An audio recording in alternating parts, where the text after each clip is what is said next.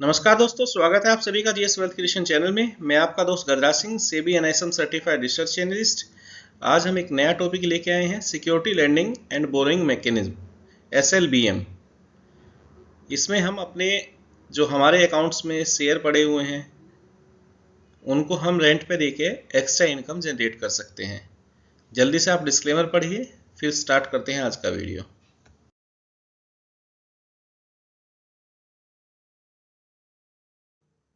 SLBM समझते हैं। SLBM क्या है? Security lending and borrowing mechanism एक ऐसा सिस्टम है जहां पर लेंडर और बोरोवर हैं। लेंडर जो इन्वेस्टर जिसके पास डीमैट होल्डिंग में शेयर हैं वो लेंडर है। वो अपने शेयर को रेंट पे देके एक्स्ट्रा इनकम जनरेट कर सकता है। बोरोवर बोरोवर ट्रेडर है, जिसको ट्रेडिंग के लिए शेयर चाहिए। वो इन्वेस्टर से शेयर उधार ले सकता है और उनको शॉर्ट सेल कर सकता है, या उसको किसी को डिलीवरी देनी है तो अपने डिलीवरी के ओब्लिगेशन फुलफिल कर सकता है। ये दोनों आपस में एक कॉन्ट्रैक्ट बनाते हैं कि एक फिक्स टाइम के लिए उसको शेयर चाहिए और उसकी फ़ी वो फिक्स करते हैं दोनों आपस में मिलकर, लेंडर और बोरोवर।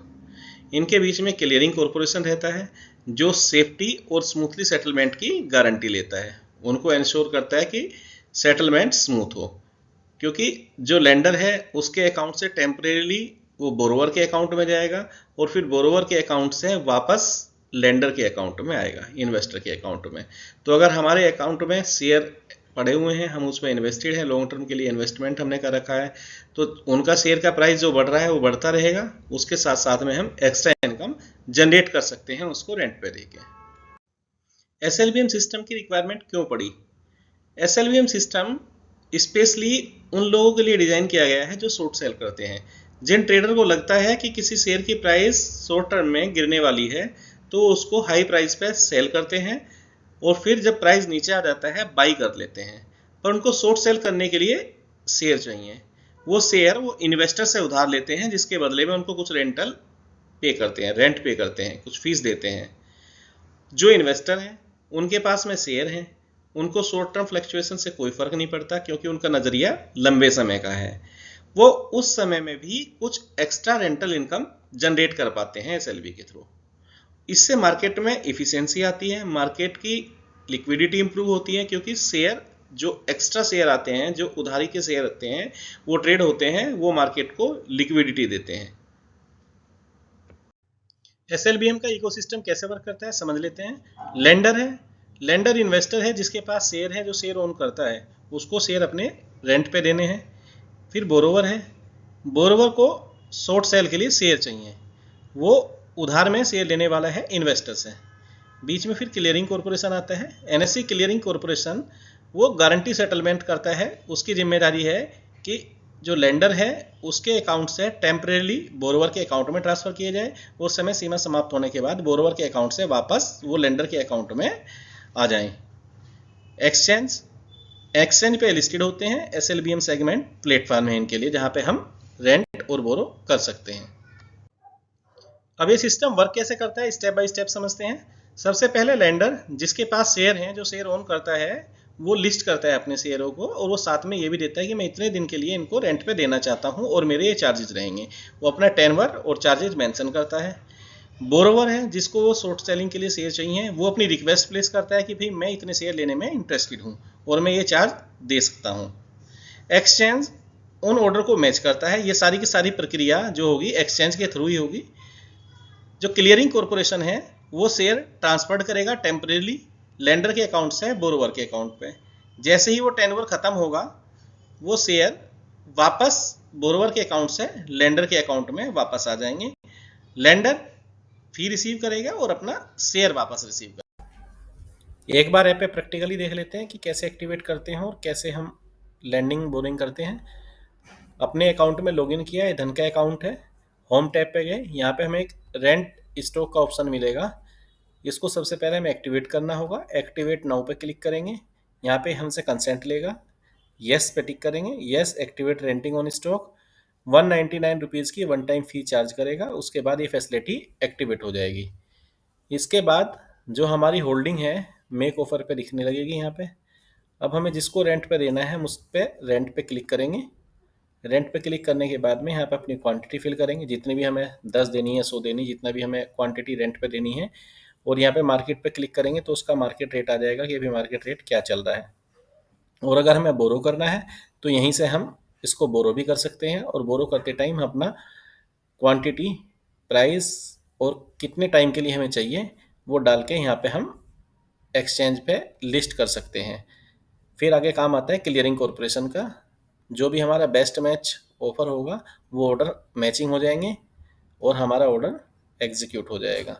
हमारे अकाउंट से शेयर जो बोरोवर है उसके अकाउंट में टेम्परेरी ट्रांसफ़र हो जाएंगे करेगा। इस तरह ही इकोसिस्टम काम। कुछ की टर्म्स हैं, इनको समझ लेते हैं। टेनवर कितना होगा? लैंडिंग की ड्यूरेशन अप टू 12 मंथ होगी।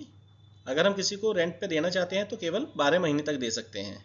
लैंडिंग फी वो इनकम है जो लेंडर अर्न करता है और बोरोवर पे करता है। कोलेट्रल सिक्योरिटी डिपॉजिट है जो बोरोवर शेयर के बदले में एक्सचेंज के पास रखता है। रिकॉल, लेंडर अगर चाहे तो अपने ड्यूरेशन से पहले ही, जितना ड्यूरेशन उसने दिया था उससे पहले भी अपने शेयर को रिकॉल कर सकता है।